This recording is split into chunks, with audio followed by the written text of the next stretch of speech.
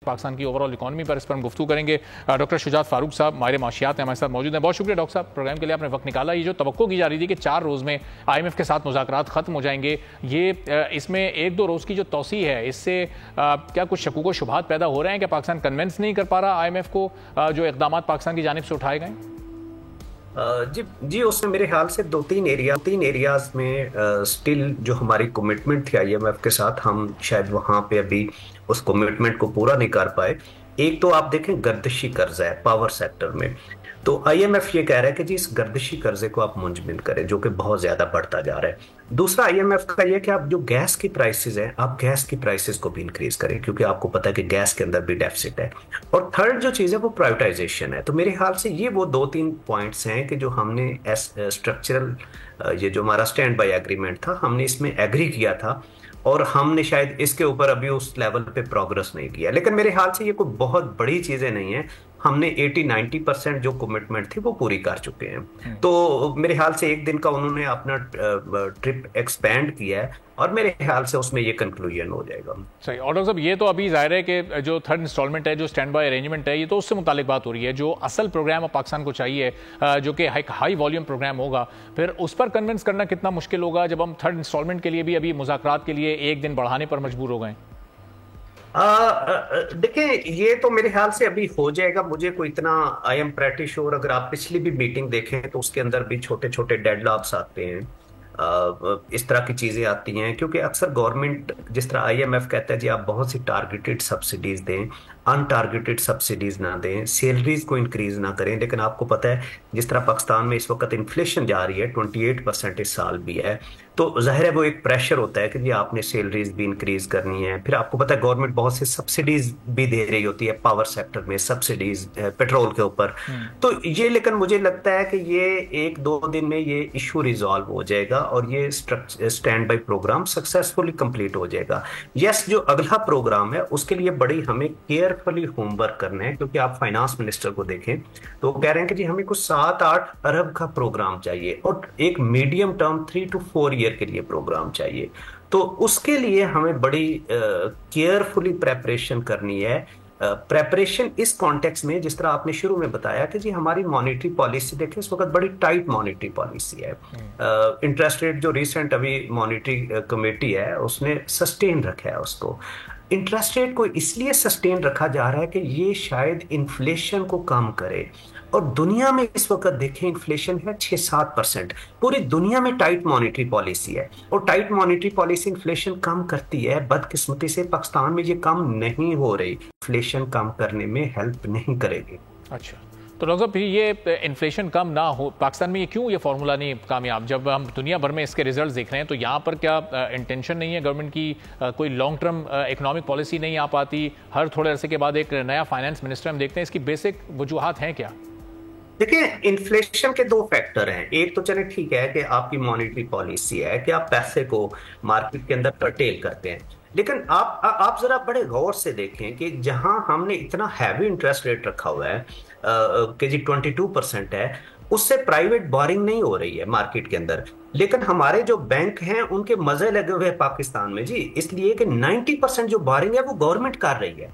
अब आप देखें कि गवर्नमेंट जब 90% जो बोरिंग है बैंकों से करेगी, क्योंकि आपको पता है कि इस वक्त जो आपका डोमेस्टिक डेट है वो तकरीबन 60-70% डोमेस्टिक डेट है टोटल डेट का।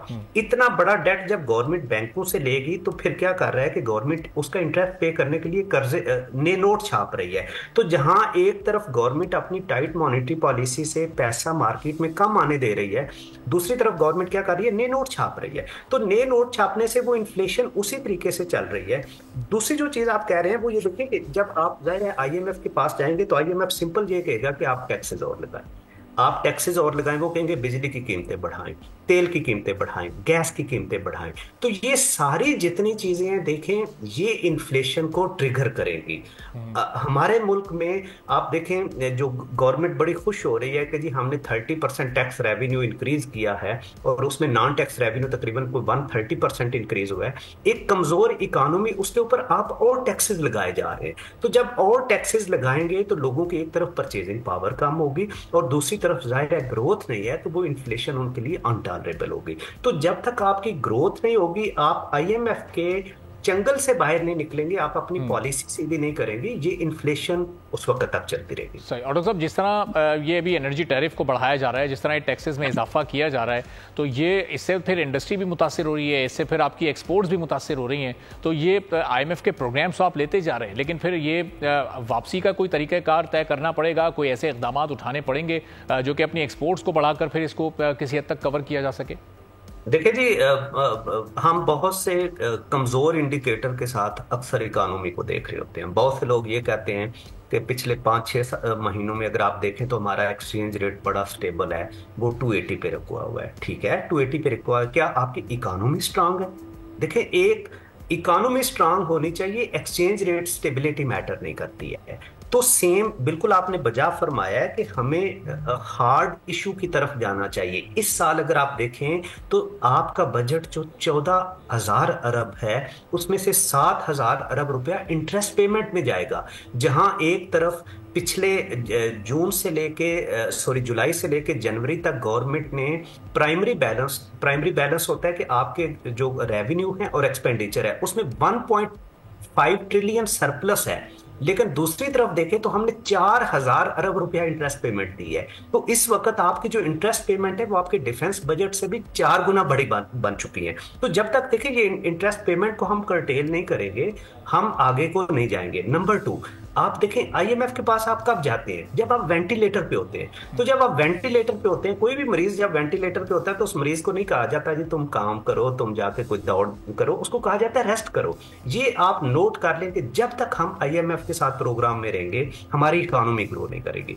इकोनॉमी ग्रो करने के लिए हमें बड़े हार्ड इनसाइड स्ट्रक्चरल मेजर लेने हैं। और वो स्ट्रक्चरल मेजर्स क्या हैं कि आप सबसे पहले गवर्नमेंट के साइज को कम करें, आप टैक्स बेस को इन्हांस करें। वो एरियाज जहां पे आपके टैक्सेस अभी तक नहीं गए, रियल स्टेट है, आपकी होलसेल रिटेल है, एग्रीकल्चर है, उन लोगों को टैक्स नेट में लेके गवर्नमेंट को एफिशिएंट करें और अपनी एक्सपोर्ट को बेहतर करें। विदाउट एक्सपोर्ट आपको डॉलर एक्सपोर्ट से मिल रहे हैं डॉलर। ये जो आप सारे पॉइंट्स बता रहे हैं, ये तो फिर ये लॉन्ग टर्म प्लान है, लेकिन अब इसी दौरान शॉर्ट टर्म प्लान फिर क्या होगा? अगर IMF के प्रोग्राम में पाकिस्तान नहीं जाता तो फिर उसको जो पेमेंट्स करनी है, जो पेमेंट का जो एक गैप सामने आ जाता है, फिर उसको कैसे पूरा किया जाएगा? चूंकि फाइनेंस मिनिस्टर तो पहले अपनी प्रायोरिटीज बता चुके हैं कि वो रोल ओवर्स पर नहीं जाना चाहते, वो जो कंट्रीज हैं, जो ब्रदर कंट्रीज हैं, वो उनसे नहीं कोई मदद लेना चाहते। देखिए जी, शॉर्ट टर्म कोई प्लान नहीं है एक्सेप्ट दैट कि हम IMF के पास ना जाएं। आप 2019 में भी देख लें, जब असद उमर फाइनेंस मिनिस्टर थे तो उन्होंने कहा कि जी हम IMF के पास नहीं जाएंगे, हम खुद उसको मैनेज करेंगे, 2 अखबाब कंट्रीज होंगे वो हमें सपोर्ट करेंगे। और वो जो 4-5-6 माह हमने डिले किया, उससे ना सिर्फ हमारी एक्सचेंज रेट डेप्रिसिएट हुआ, बल्कि दूसरी तरफ उसका इकोनॉमी ने बड़ा सीरियस, जिसको कहते हैं वो बर्डन लिया, और फिर कोविड आ गया। तो देखें, इस वक्त प्लान बी तो कोई भी नहीं है गवर्नमेंट के पास IMF के पास जाने का। और दूसरा देखें, ये जो दोस्त कंट्रीज होते हैं वो भी यही चाहते हैं कि आप IMF के साथ जाएं। दुनिया में ये इस वक्त सिस्टम चल रहा है कि जब आप IMF के साथ जाते हैं तो उन कंट्रीज को एक श्योरिटी होती है कि अच्छा ये कंट्री सर्टेन कमिटमेंट ले रहा है, तो फिर आप बायलैटरल एग्रीमेंट की तरफ जाते हैं। तो मुझे लगता है कि गवर्नमेंट कुछ भी हो जाए, देखें IMF फिर आपको अपनी शराइत मंगवाएगा ना। आप अगर नहीं मानेंगे, जो जिसने कर्ज लेना है वो एंड पे क्या करता है? वो कहता है अच्छा जी ठीक है, मैं ये भी कबूल है, ये भी कबूल है। तो एंड पे ये ऐसा होगा और अल्टीमेटली उसकी कॉस्ट पब्लिक ने बियर करनी है। सही। और डॉक्टर साहब, ये ज़ाहिर है कि IMF के प्रोग्राम में रहते हुए आपकी इकोनॉमी ग्रो करना बड़ा मुश्किल है, और फिर ये जो तमाम इस्लाहात या तमाम ये पॉइंट्स जिनको अभी आपने हाईलाइट किया, फिर इन पर किस तरह से काम किया जा सकता है? यानी दोनों चीज़ें पैरेलल चल सकती हैं कि IMF का प्रोग्राम भी चलता रहे और आप अपनी इकोनॉमी को भी मजबूत करते रहें? जी बिल्कुल ऐसा ही है। देखिए जी, आप कर्ज को लें, नंबर 1 पहला ये डिसाइड करें कि आपने जो भी कर्ज बाहर से लेना है उसको ऐसे प्रोजेक्ट में लगाना है कि जिससे आपने डॉलर को जनरेट करना है। देखिए, जब हम कर्ज लेंगे और BISP को दे देंगे, कर्ज लेके हम फर्ज करें पावर्टी एलिवेशन प्रोग्राम पे लगा देंगे, कर्ज लेके सड़कें बनाएंगे, तो ये मुल्क पे बोझ आएगा जो इस वक्त आ रहा है कि हमारा 50-55% बजट इंटरेस्ट पेमेंट पे जा रहा है। तो नंबर 1, IMF से सिर्फ वो लोन ले जो आपकी डेवलपमेंट के प्रोजेक्ट है, वो इंफ्रास्ट्रक्चर के प्रोजेक्ट भी हो सकते हैं। और देखिए, दूसरा यह कि आप बहुत सा पैसा इस मुल्क के अंदर पड़ा हुआ है जिसको आप मोबिलाइज कर सकते हैं। तो इस वक्त देखें ना, हम SIFC बना रहे हैं कि बाहर से पैसा आए, हम IMF से पैसा मांग रहे हैं, हम अपने डोमेस्टिक जो रिसोर्सेज हैं उसको मोबिलाइज नहीं कर रहे। हमारा इंडस्ट्रियलिस्ट देखें, वो उसका गर्दन तक वो दबा हुआ है, वो उसको कोई सपोर्ट नहीं है। तो अपने इंडस्ट्रियलिस्ट को इंसेंटिव दें, चाहे वो टैक्स की माद में है, चाहे वो जिस तरह आपने पहले कहा है कि जी अगर बिजली और कीमत बढ़ेगी तो आपकी एक्सपोर्ट डिस्टर्ब होगी, आपकी इंडस्ट्री डिस्टर्ब होगी। तो ये वो इंसेंटिव्स हैं जो आपने अपनी इंडस्ट्री को देनी है। स्ट्रक्चरल रिफॉर्म्स क्या है कि आप देखें आपके शहरों के अंदर डेड कैपिटल पड़ा हुआ है। आप इस्लामाबाद के अंदर देखें, आपके इस्लामाबाद के अंदर आपके सेक्रेटरी 4-4 कनाल के घरों में रह रहे हैं। आपके GORs को देखें, आपके DC के घरों को देखें, क्या ये सारा डेड कैपिटल? आपको सोचना होगा इसके ऊपर कि आप एक 21st सेंचुरी में हैं तो आपको उस लेवल की एफिशिएंट गवर्नमेंट चाहिए।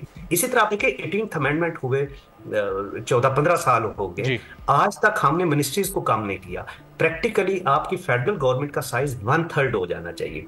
इसी तरह स्ट्रक्चरल रिफॉर्म्स देखें कि आपकी सब्सिडीज हैं, हम बहुत से सब्सिडीज इस वक्त को 2000 रुपया दे रहे हैं। ये सारी चीजों को आप सोचें। ठीक है, बहुत बहुत शुक्रिया डॉक्टर शुजात फारूक साहब, माहिर माशियात हमारे साथ मौजूद थे।